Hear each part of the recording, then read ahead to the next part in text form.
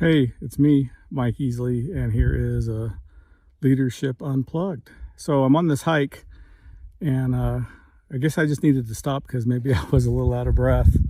And I was thinking about what kind of style of leadership there are, and maybe, how would you define your style?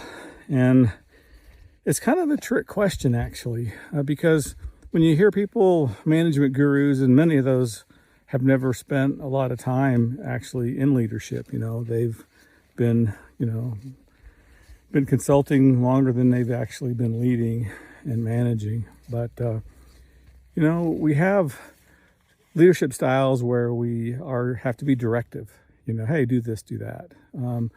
There's leadership styles where you are, supportive to your people. Leadership styles where you're just coaching them along, and kind of a leadership style even where you're just, kind of there with them, patting them on the back as they do amazing things. And you might wonder, well, what kind of leader am I? Am I this leader that's directive, or am I this leader that is just more of a coach? And a lot of it depends on what's going on at the situation. What does your team need? What does that team member need from the perspective of the kind of leadership style that you may offer? So as leaders, we need to be flexible in the style that we have, and we also need to know when to use the right style, because if somebody is needing to be directed because maybe they're new at something, probably coaching them isn't going to work. They're going to be frustrated. Or if somebody's super good at something and you are being directive, that's not going to work at all. But underlying all this, these techniques that we use as leaders, what's at the heart of you as a leader? And for me, I think this idea of servant leadership, which is really an overused term, is super important.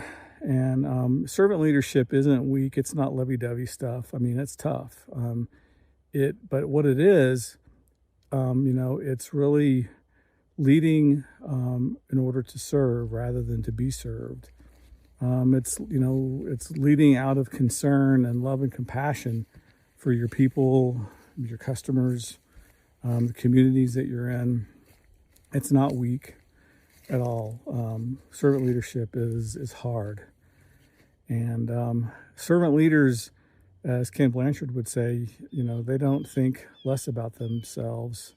They just think about themselves less. It's about putting your people first, putting your organization first, putting your customers first, and leading from a heart of service.